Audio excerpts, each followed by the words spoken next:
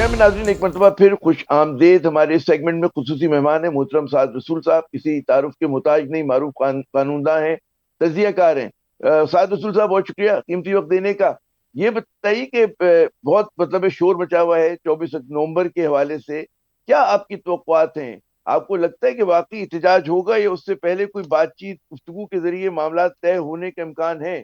جی عامر صاحب، یہ تو میرا خیال ہے تھوڑی سی سیاست کے اندر جن لوگوں کو اس کی تھوڑی انسائیڈ انفارمیشن پتہ ہے ان کو ایڈوائز کرنا چاہیے کہ اس میں تھوڑی سی سپیس کریٹ ہو اور کوئی نہ کوئی مفاہمت کی سچویشن بنے.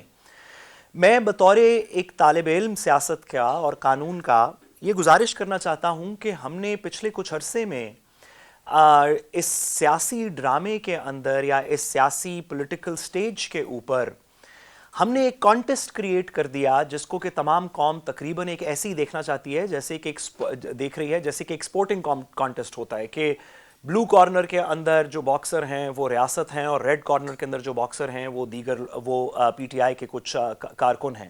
اور ہم اینٹیسپیٹ کر رہے ہیں کہ 24 تاریخ کو جب سیٹی بجے گی تو کون اس میچ میں جیتے گا.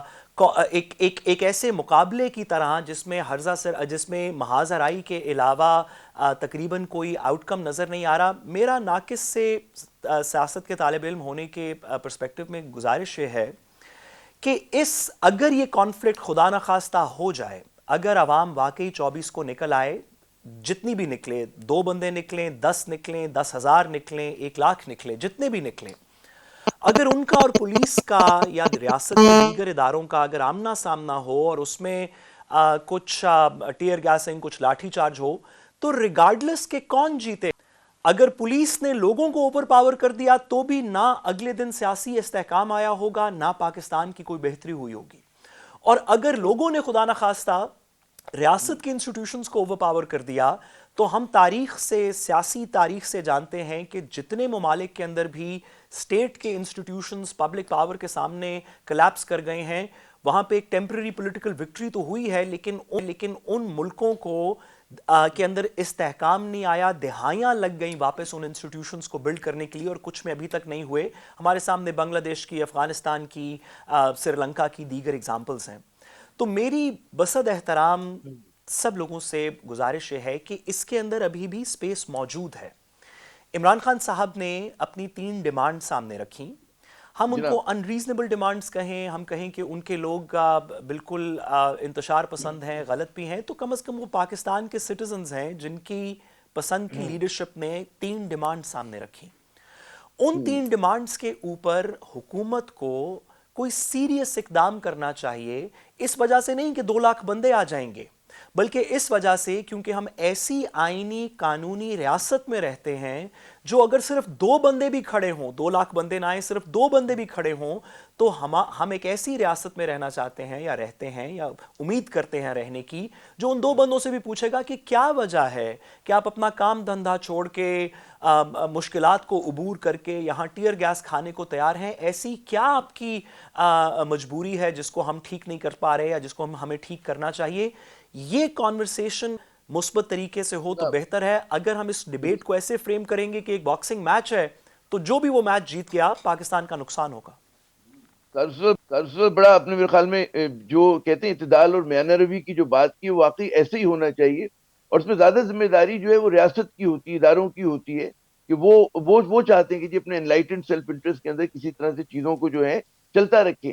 آپ کے خیال میں کیوں یہ جو کہتے ہیں کہ بالکل لچک کا مظاہرہ نہیں کر رہے، حکومت کوئی اس طرح کا مظاہرہ نہیں کری لچک کا؟ ظاہر ہے کہ پی ٹی آئی کے پاس بھی آپشن بہت محدود ہیں. اسی طرح ہمیشہ یہ ہوا کرتا تھا کہ جب کنٹرڈکشن بہت بڑھتا تھا تو کوئی تیسرا فریق آ کے مفاہمت کراتا تھا یا ریزالو کراتا تھا. اب تو مطلب ہے کوئی اس کے دور دور تک آثار نظر نہیں آ رہے. عامر صاحب، اس میں آپ کی بات بالکل درست ہے.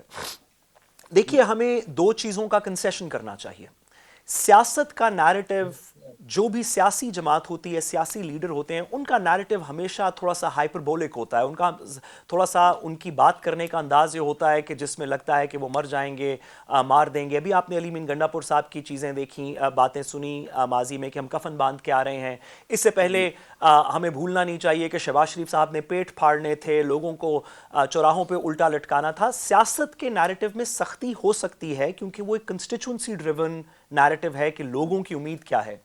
لیکن ہم نے ماضی میں بھی دیکھا کہ پاکستان کی ریاست نے جس کے اندر حکومت بھی اس کا ایک حصہ حکومت بھی شامل ہے، پاکستان کی ریاست نے ہمیشہ ایک بڑا دل کیا، اتنا بڑا دل کیا ماضی کے اندر کہ ایسی تحریکیں جو علیحدگی پسند بھی اپنے آپ کو کہتی تھیں، خواہ بلوچستان کی ہوں دیگر ہوں، پاکستان کی ریاست نے کہا کہ اگر یہ بیٹھ کے کوئی بات کرنا چاہتے ہیں، دھارے میں آنا چاہتے ہیں، کوئی دو باتیں ماننا چاہتے ہیں، دو منوانا چاہتے ہیں، تو ہم ان سے بھی بات کرنے کو تیار ہیں۔ اگر آپ ایسے فرنج گروپس کو بھی بات کرنے کو آپ تیار ہیں، کیونکہ آپ ریاست ہیں اور ریاست کا بڑا دل ہونا چاہیے جیسے آپ نے کہا، اور ہے ہماری ریاست کا، تو ایک مین سٹریم پولیٹیکل پارٹی جس کی چلیں بہت زیادہ نہیں تو بھی ایک بہت بڑی پولیٹیکل فالوئنگ ہے یوتھ کے اندر خاص طور پہ، اس کے ساتھ انگیجمنٹ کے اندر تو کوئی بھی درمیان میں ایک منٹ، چیز نہیں آنی چاہیے۔ میں درمیان کی جو رات آپ نے نکلنی چاہیے، آپ نے انگیجمنٹ کہا ہونی چاہیے۔ بڑی میں ضروری خطہ بات، کلامی کر رہا ہوں صاحب صاحب، مجھے کان میں بار بار کہا جا رہا ہے کہ میں وقفہ لے لوں، وقفے کے بعد جب دوبارہ آتے تو یہیں سے سلسلہ کلام جوڑتے، ناظرین توڑ رہے ہیں۔